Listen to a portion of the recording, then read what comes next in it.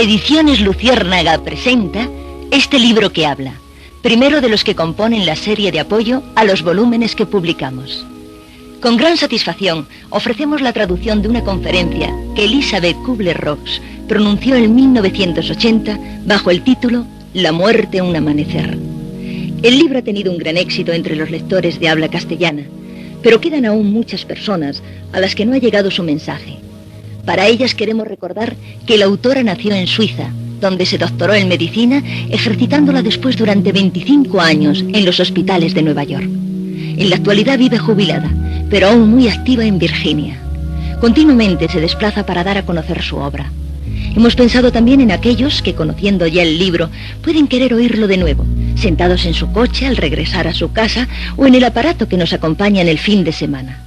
Puedo asegurar que es una manera agradable de recordar estos retazos de la experiencia que nos ofrece la doctora Elizabeth Kubler-Ross.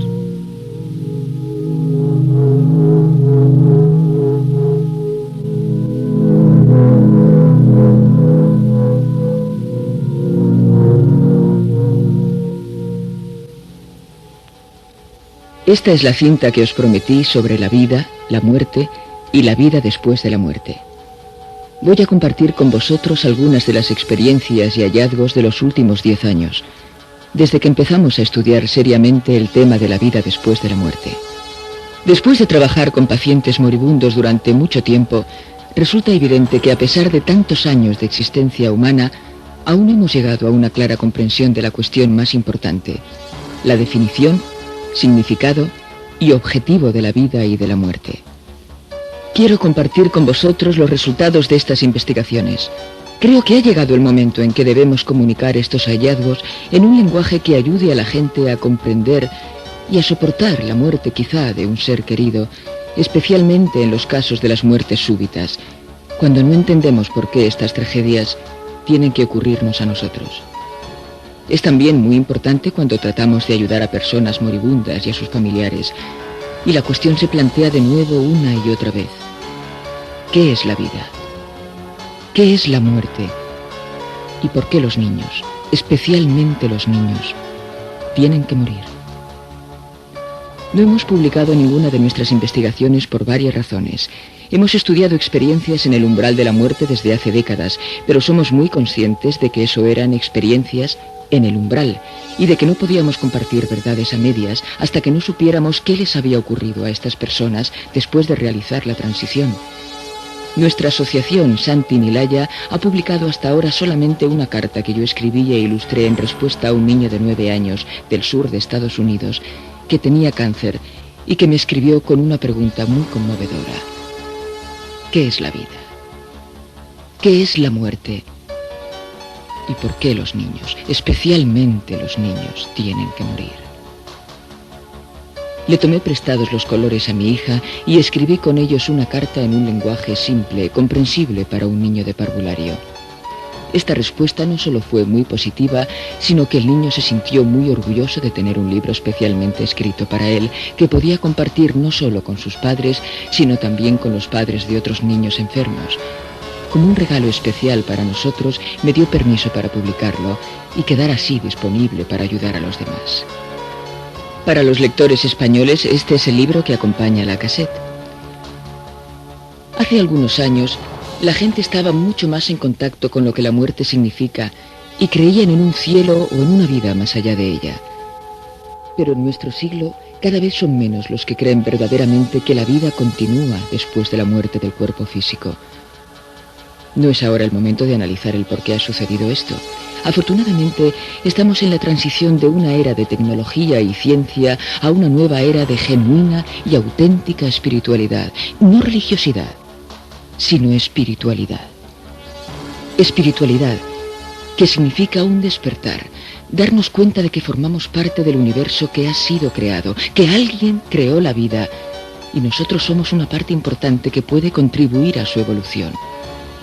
A todos nosotros, cuando nacimos de la fuente de Dios, se nos concedió este aspecto de divinidad. Tenemos parte de esa fuente dentro de nosotros, y esto nos da el conocimiento de la inmortalidad.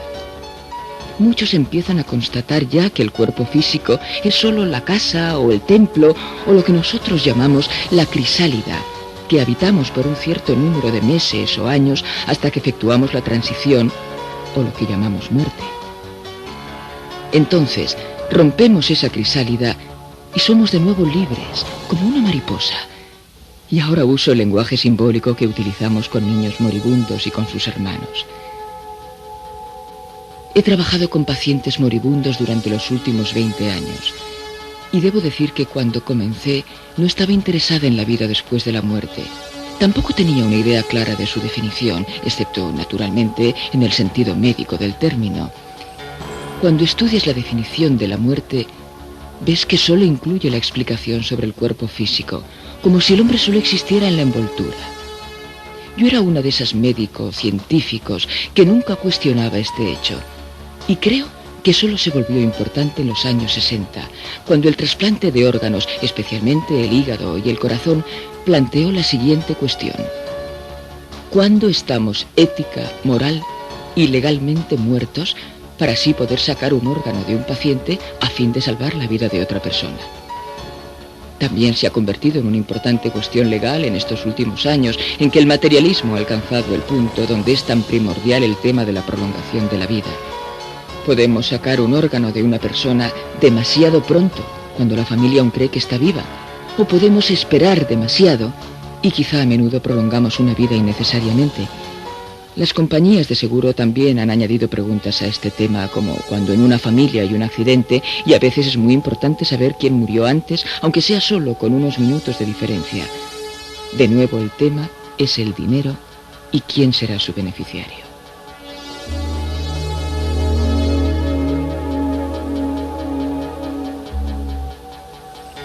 No hace falta decir que todo esto a mí me afectaba muy poco con mi experiencia estando al lado de la cama de mis pacientes moribundos.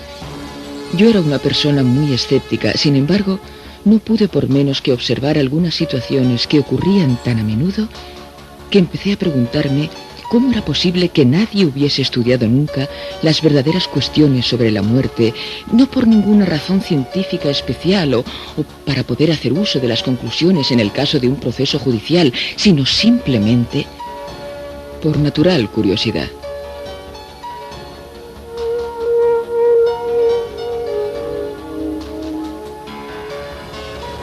El hombre existe desde hace 47 millones de años y ha estado en su forma presente, que incluye la faceta de divinidad, desde hace 7 millones de años. Cada día muere gente en todas las partes del mundo y, sin embargo, nuestra sociedad, que es capaz de mandar a un hombre a la luna y de hacer que regrese sano y salvo, nunca hemos hecho el esfuerzo de estudiar y definir lo que es la muerte humana. ¿No es raro? Entonces, en medio de mis cuidados a moribundos y mis clases a médicos y cursillistas, decidí un día que intentaríamos buscar una definición actual y correcta de lo que es la muerte. Está escrito en algún lugar: pregunta y se te dirá, llama a la puerta y se te abrirá. O en un lenguaje distinto, llegará el maestro cuando el discípulo esté preparado. Esto resultó ser verdad, puesto que una semana después nos visitaron unas enfermeras que nos explicaron las experiencias de una mujer que estuvo 15 veces en una unidad de cuidados intensivos. Cada vez esperaba que muriera y, sin embargo, cada vez salía por su propio pie de la UBI para vivir por otras pocas semanas o meses. Ella era lo que ahora llamamos nuestro primer caso de una experiencia en el umbral de la muerte. Esto ocurrió simultáneamente con mi creciente sensibilización y observaciones de otros fenómenos inexplicables. En el momento en que mis pacientes estaban muy cerca de la muerte, muchos de ellos empezaban a alucinar. Y digo alucinar, entre comillas, con la presencia de seres queridos con los que parecía que tenían alguna forma de comunicación, pero que yo personalmente no podía ver ni escuchar. Además, era chocante que incluso el más crispado y furioso, el más difícil de mis pacientes, empezaba en esos momentos a relajarse profundamente, produciendo una atmósfera de serenidad a su alrededor, quedando así libre de dolores. Incluso en caso de pacientes con cáncer o con el cuerpo lleno de metástasis. Otro hecho que me sorprendía también era que inmediatamente después de la muerte, los rasgos de sus caras expresaban una increíble sensación de paz, serenidad y ecuanimidad que yo no podía comprender, ya que normalmente era una muerte que ocurría en un estado de tensión y furia o de profunda depresión. Mi tercera observación fue el hecho de que yo había estado mucho tiempo al lado de mis pacientes. Esto me permitía quererlos de manera que significaban mucho en mi vida y yo en la suya, en una forma muy íntima. Sin embargo, en los minutos después de su muerte no tenía ningún sentimiento para con ellos, y a menudo me preguntaba si no había algo mal en mí. Cuando miraba sus cuerpos, me parecía como si estuviera viendo el abrigo que desechamos cuando llega la primavera, sabiendo que no lo necesitamos más. Tenía la imagen de una cáscara o envoltura y la impresión de que mi querido paciente ya no estaba allí. Naturalmente, como científica, no podía explicar estos fenómenos y tendía a dejar de lado estas observaciones si no hubiera sido por la señora Schwartz. Su marido era un conocido esquizofrénico y cada vez que tenía un episodio psicótico intentaba matar a su hijo, el menor de muchos hermanos y el único que aún quedaba en la casa. La señora Schwartz estaba convencida de que si moría prematuramente, la vida del niño correría peligro. Con la ayuda de una organización social pudimos colocar a su hijo bajo la custodia de unos pacientes y ella dejó el hospital con un gran alivio, sabiendo que si no podía vivir lo suficiente, al menos el niño estaría a salvo. Esta paciente fue la que un año después volvió al hospital y compartió con nosotros el primer caso de experiencia en el umbral de la muerte. Había sido admitida en un hospital de Indiana ya que su estado, demasiado crítico, no permitía un traslado a un hospital de Chicago. Estaba muy delicada y recordaba que la llevaron a una habitación privada. Entonces empezó a reflexionar sobre si debía desafiar de nuevo a la muerte y luchar para salvar a su hijo, o simplemente podía relajarse en la cama y abandonar. De pronto vio cómo entraba una enfermera que la miró con espanto y se precipitó fuera de la habitación. En ese momento la señora Schwartz notó que se deslizaba lenta y tranquilamente fuera de su cuerpo y flotaba a una cierta distancia por encima de la cama. Con humor, como desde allí miró su cuerpo extendido en la cama y le pareció pálido y feo. Se encontraba extrañada y sorprendida, pero no asustada ni angustiada. Seguidamente vio llegar al equipo de reanimación y con gran detalle describió quién llegó primero y quién último. No solo escuchó claramente cada palabra de la conversación, sino que también pudo leer los pensamientos de cada uno. Sentía una gran necesidad de decir a los médicos y enfermeras que se relajaran, que no se dieran prisa, puesto que se encontraba muy bien. Pero por más que se esforzaba desesperadamente en comunicarse, ellos se afanaban en intentar reanimar su cuerpo, hasta que se dio cuenta de que ella podía oírlos y verlos, pero que ellos no podían verla a ella. La señora Schwartz decidió no esforzarse más y, como nos dijo textualmente, perdió la conciencia. Fue declarada muerta y después de 45 minutos de reanimación dio signos de vida ante la sorpresa de todo el equipo y vivió todavía un año más. Después la señora Schwartz compartió su experiencia con nosotros, con mis estudiantes y conmigo en una de mis clases. Este caso representó para mí algo nuevo, puesto que yo no había oído hablar nunca de experiencias en el umbral de la muerte, aunque era doctora en medicina desde hacía mucho tiempo. Mis alumnos se extrañaron de que yo no clasificase este caso simplemente como una alucinación, una ilusión o una sensación de desintegración de la personalidad. Tenían la necesidad desesperada de ponerle una etiqueta a esta experiencia, algo que les permitiera identificarla y clasificarla para así no tener que pensar más en ella. Estábamos convencidos de que el caso de la señora Schwartz no podía ser único. Nuestra esperanza estaba puesta ahora en encontrar otros similares e incluso quizá recoger suficiente información como para saber si eran un hecho frecuente, raro o únicamente vivido por la señora Schwartz. No es necesario que os diga que hoy en día se conocen experiencias de estas en todo el mundo, estudiadas por muchos médicos y psicólogos, así como por personas que investigan fenómenos parapsicológicos. En los últimos 10 años se han recogido unos 25.000 relatos de experiencias similares. Nosotros lo llamamos simplemente experiencias en el umbral de la muerte, puesto que todos estos enfermos han regresado y han podido compartir con nosotros su vivencia. Más adelante hablaré de lo que les ocurre a los que no regresan. Es importante saber que de todos los enfermos con alteraciones cardíacas graves o que han vuelto después de una reanimación, solamente 1 de cada 10 recuerda las experiencias vividas durante este tiempo de ausencia de funciones vitales. Esto se comprende fácilmente si tenemos en cuenta que también todos soñamos cada noche y solo un pequeño porcentaje de personas recuerdan sus sueños al despertar.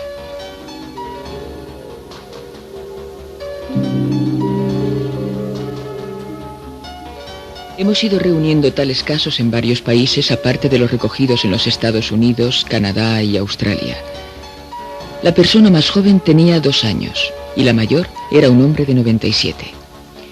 Disponemos así de testimonios de hombres con orígenes culturales distintos, como por ejemplo aborígenes de Australia, esquimales, hawaianos, hindús o pertenecientes a distintas religiones como budistas, protestantes, católicos, judíos y muchas personas sin religión ninguna, incluso muchos que se llaman a sí mismos agnósticos o ateos.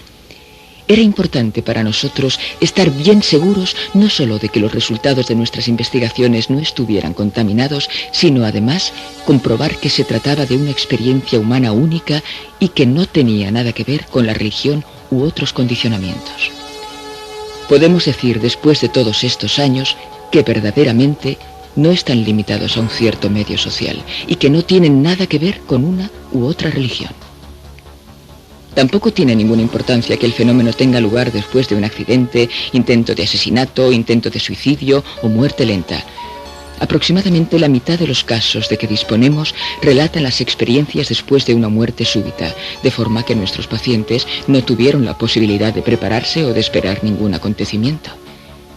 Después de haber reunido muchos casos, podemos decir que en todos hay ciertos hechos que pueden señalarse como comunes.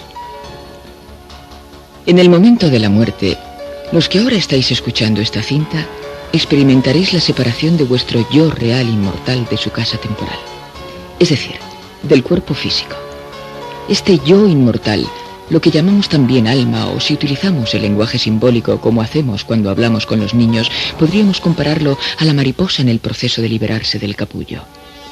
Cuando dejamos nuestro cuerpo físico, dejamos absolutamente de sentir miedo, ansiedad o pena. Experimentamos un sentimiento de plenitud. Seremos totalmente conscientes del lugar donde ha ocurrido la muerte, ya se trate de la habitación del hospital, del dormitorio en que tuvimos el infarto o del lugar del accidente de coche o de avión. Reconoceremos muy claramente a las personas que formaron parte del equipo de reanimación o del grupo de personas que intentaron sacar nuestros restos mutilados del coche accidentado. Veremos esto a una distancia de pocos metros, con un estado mental de desapego, si es que puedo utilizar la palabra mental, ya que en esos momentos no estaremos comunicados con un cerebro en funcionamiento. Todo esto ocurrirá en el momento en que las ondas cerebrales ya no puedan ser medidas para probar el funcionamiento del cerebro, o cuando los médicos en muchos casos no puedan encontrar ningún signo de vida. Asistiremos entonces al escenario de nuestra propia muerte. Oiremos las discusiones de las personas presentes, veremos su comportamiento, sus ropas y conoceremos sus pensamientos sin que por ello sintamos ninguna impresión negativa sobre lo que está sucediendo. El segundo cuerpo que sentiremos en ese momento no es el cuerpo físico, sino un cuerpo etéreo en el que experimentaremos una sensación de total plenitud. Luego hablaré sobre la diferencia entre los cuerpos físico, psíquico y espiritual creados por fuerzas distintas. Si nos habían amputado las piernas, las sentiremos de nuevo. Si éramos sordomudos, ahora nos sentiremos capaces de oír y cantar. Si estábamos con esclerosis múltiple en una silla de ruedas, con trastornos en la vista o en el lenguaje, nos sentiremos capaces de movernos de nuevo. Es muy comprensible que los pacientes que han sido reanimados con éxito no siempre estén agradecidos de que su, digamos, mariposa sea obligada a comprimirse de nuevo en el capullo, ya que con el regreso de nuestras funciones vitales también tenemos que aceptar el dolor y las deficiencias que eso conlleva. En el estado del cuerpo etéreo no sentimos dolor ni deficiencias.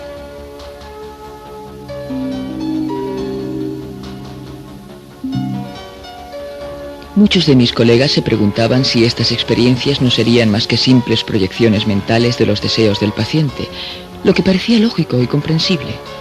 Si una persona ha sido paralítica, muda, ciega o minusválida durante muchos años, es natural que esté esperando el momento en que este sufrimiento llegue a su fin. Pero es muy fácil evaluar si esto es solo una proyección del pensamiento o no. En primer lugar, la mitad de nuestros casos han sido accidentes inesperados en los que las personas no tenían ni idea de lo que les iba a ocurrir, como en el caso de uno de nuestros pacientes a quien un conductor borracho amputó las piernas. Cuando éste estaba fuera de su cuerpo físico, vio sus piernas amputadas en la autopista y, sin embargo, las sentía en su cuerpo etéreo. Así pues, podemos asumir que él no sabía que iba a perder sus dos piernas y, por tanto, no podía proyectar ese deseo mentalmente. Pero hay una forma mucho más fácil de rechazar la tesis de la proyección de deseo, y es utilizar a personas ciegas, que no tienen percepción de la luz. Les hemos preguntado cómo fue su experiencia en el umbral de la muerte.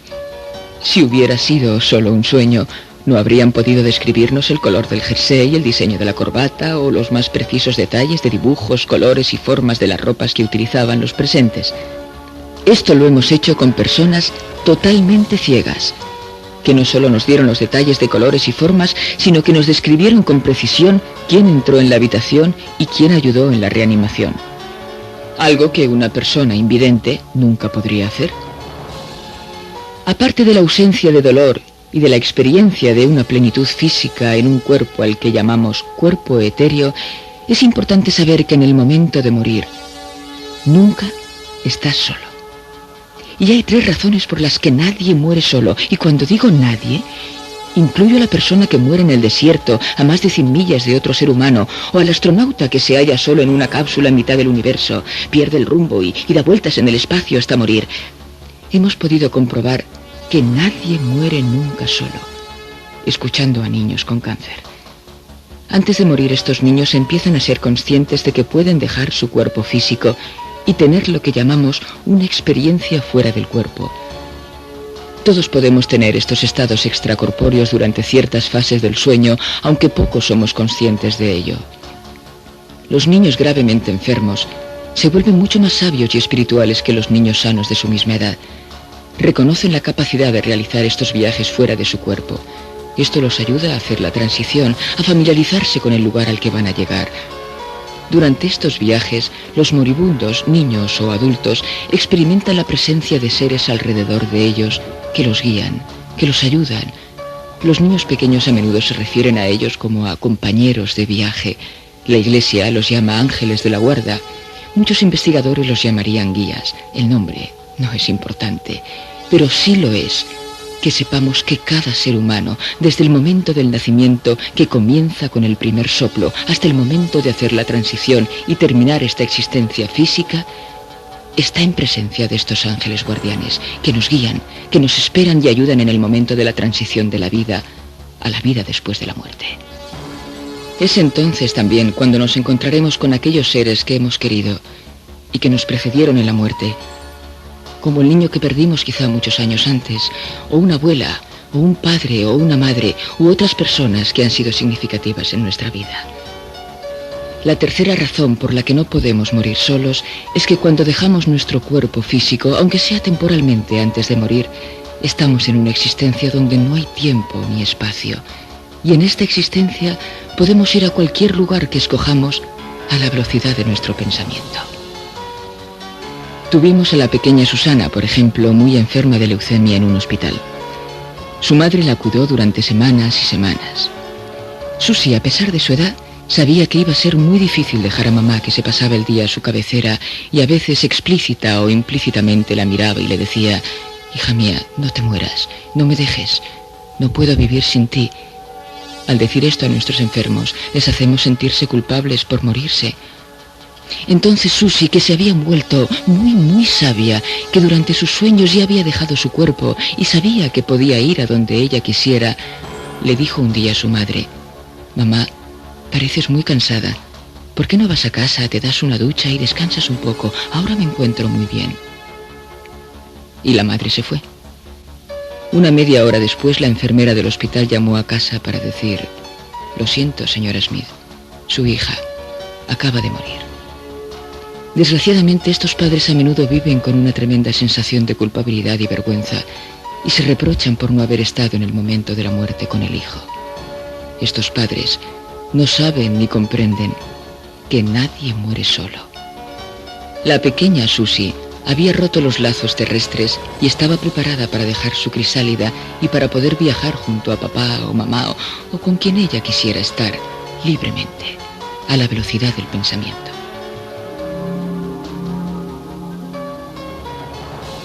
Viktor Frankl escribió El hombre en busca de sentido, donde narra su experiencia en los campos de concentración. Es probablemente el primer científico que ha comprobado y estudiado las experiencias fuera del cuerpo mucho antes de que nadie hablara de ellas. Estudió también los accidentes de alta montaña.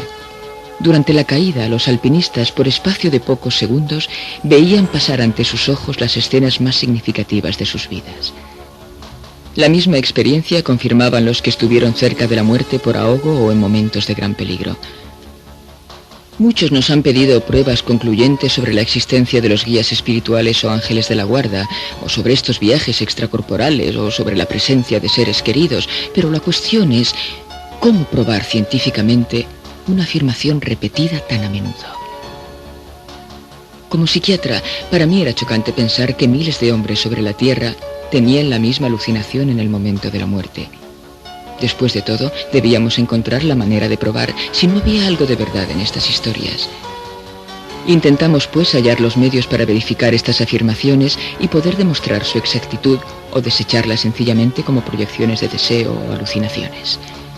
Para ello centramos las investigaciones en los accidentados en días de fiesta, como el 4 de julio, el Memorial Day u otros festivos señalados. En estos días, familias enteras se desplazan por todo el país en automóviles, de forma que son frecuentes los accidentes en los que varios miembros de la misma familia mueren en el acto, mientras que los que sobreviven son hospitalizados en distintos centros. Puesto que me ocupo particularmente de niños, me propuse como tarea el sentarme a la cabecera de los que estaban en estado crítico. Yo sabía con certeza que estos niños desconocían cuántos y quiénes de la familia habían muerto en el accidente y quiénes vivían aún. Para mí era impresionante ver y comprobar que estos niños sabían siempre quién había muerto. Me sentaba a su lado. Los a mano. Antes de la muerte, se manifiesta a menudo una apacible serenidad, lo que representa siempre un signo importante. En este momento les pregunto si están dispuestos a compartir conmigo sus experiencias. La respuesta suele ser muy similar a la de aquel niño que me decía: todo va bien ahora. Mi mamá y Pedro me están esperando ya. Yo sabía que su mamá había fallecido en el lugar del accidente, pero ignoraba que Pedro, su hermano, hubiera muerto también. Al salir de la habitación del hospital, una enfermera me cogió del brazo. Doctora, tiene usted una llamada. Desde el hospital para niños del otro lado de la ciudad me hablaron.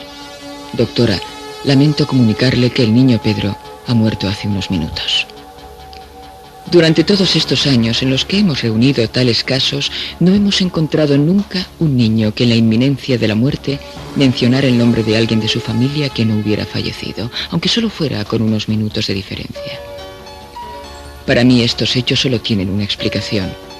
Estas personas moribundas han percibido ya a los familiares que les esperan para realizar el tránsito y para poder reunirse en una forma nueva y distinta de vida que aún no comprendemos muy bien. Otra experiencia que me emocionó mucho fue el caso de una mujer india americana que fue atropellada en una autopista por un conductor borracho que se dio a la fuga. Esta joven india yacía al lado de la autopista moribunda hasta que un conductor extranjero la vio y paró. Le preguntó si podía hacer algo por ella y ella respondió que nada, que estaba bien y que sabía que iba a morir. El extranjero emocionado se quedó a su lado acompañándola. La joven india, poco antes de morir, le dijo: si realmente quiere hacer algo por mí, si algún día pasa por la reserva india, hable con mi madre y dígale que he muerto y que estoy bien, muy bien, feliz, ya con mi padre. Después murió en sus brazos. El conductor, impresionado por lo sucedido, se puso inmediatamente en camino hacia la reserva india, a más de 1000 kilómetros de distancia fuera de su itinerario. Al llegar supo por la madre que su marido, el padre de la joven, había muerto en la reserva de fallo cardíaco solo 1 hora antes del accidente que había tenido lugar a más de 1000 kilómetros de allí.